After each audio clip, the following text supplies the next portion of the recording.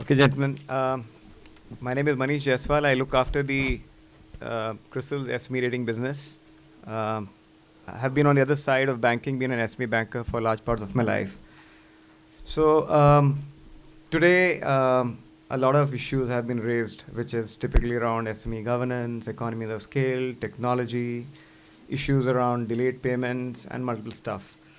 What I'm going to talk about is effectively what has been the CRISIL experience. Over last decade, we have rated about 1,35,000 customers. And I would say 50,000 customers have been rated under government's PCRS scheme, which we call the Performance Credit Rating Scheme. And I would like to share some data with you before I get more into nuances of what messages come out. Maybe you can help me derive messages for data says. Not every news is bad news. There are customers who have done good disclosures, who have been above board, and let's talk about what does that data speak. Just to give you an idea, out of 50,000 customers who we have rated, only 1,631 customers, after government paid for their first time rating subsidy, decided to come back and get themselves re-rated.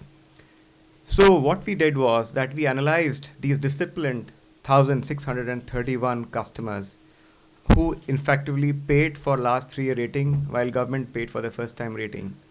And these are the customers who decided to be above board, transparent, and my friend Kavi mentioned about issues of transparency and disclosure, financial asymmetry. What did that data speak? So just to give you a high level, in 4 years, how did the character of these institutions, 1,631 companies, change? It looks like this.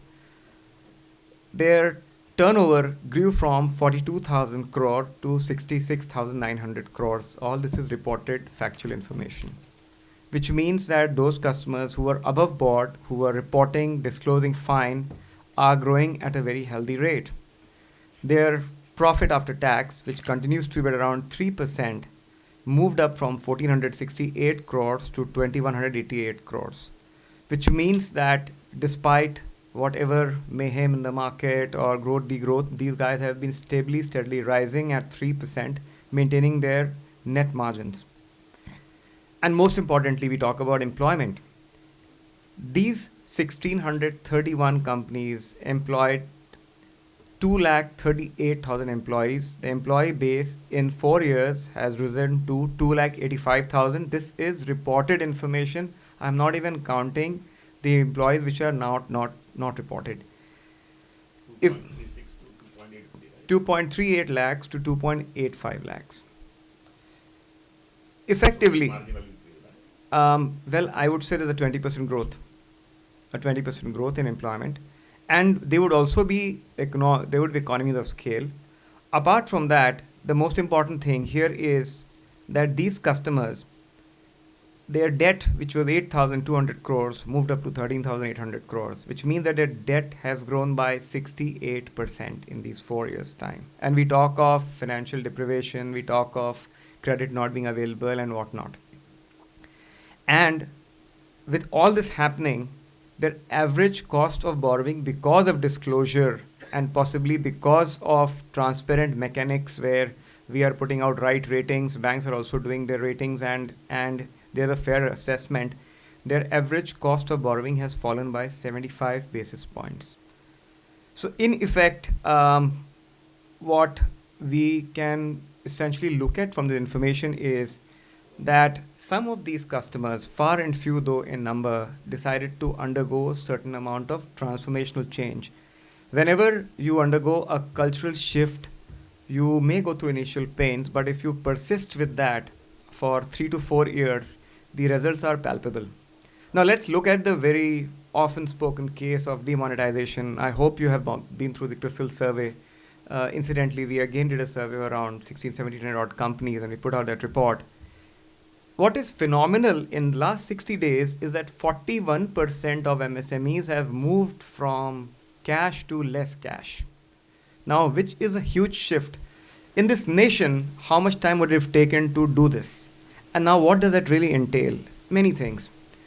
When you put out your real turnover and margins on paper, what does it do to my friends on my left and right? They can the financial asymmetry kind of reduces. And therefore, what really happens is that you see digital cash transform to digital financing. How does digital financing happen? Digital financing means that if I have borrowed money from you, I need to pay you so much in 90 days. So therefore, I can do an end-use based financing, which is very specific. Now, end-use based specific financing, then a big, huge overdraft. We don't know what this overdraft is all about. We just do annual renewal about overdraft, or we'll end up doing a long-term loan, secured or unsecured in nature. These essentially are warped financing. Over time, these evolved because of lack of disclosure and transparency. My belief is the single largest thing would be to somehow build the culture in MSMEs on appropriate disclosures. If we can only do that, I think a large part around capital could change. Something around regulations. All of us in this room may have an Aadhaar card, but anybody who does business, why she should not have an Udyog Aadhaar card? The very single fact that should you be doing business with anybody who does not have Udyog Aadhaar is a question to be asked.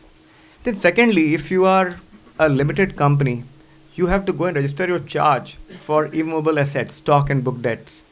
And the bankers do it merrily, and therefore 80% of bankers, who my friend mentioned, who's is a complete a mismatch from global framework. They own the future and the current assets. So the gentleman who's MSME cannot even pledge his receivables to anybody else and take financing against that. So typically when everybody has an Udyog Aadhaar and everybody can register a charge under a body, something like an MCA, you can actually move away from immovable financing to movable financing. What it means that if I want to manufacture something, I need raw materials. And after that, after I've sold, I will realize my cash. For manufacturing something, I can do a bill discounting. And having realized my cash, I can do a debtor financing. So these forms of financing are doing extremely well in Spain, in China, in Mexico, in US. And I think with few shifts around regulations, these are the elements where things can work better. What essentially it needs is a fair assessment of customer, which is independent. If you have a great disclosure practice and a great model, I think perhaps a lot of these questions around MSMEs will change. We need to go and ask them that why is it that, how do the MSMEs decide that this is the way they will file the returns? Their age-old accounting practice will tell them, sir, report 10% better increase in taxes. Top line may go wherever, bottom line may go wherever. They will have to report 10% higher increase in taxes so that he can avoid issues from the income tax office. Post that, what they play between the lines and income and expenditure is a havoc. So essentially speaking, I would just like to focus on one bit, because I think all of you have spoken a lot of topics. I would like to focus around somewhere around these elements which are around financial hygiene of SMEs. And I think if we address some of these at a systemic level, hopefully there will be respite. With that, I conclude my session. Thank you.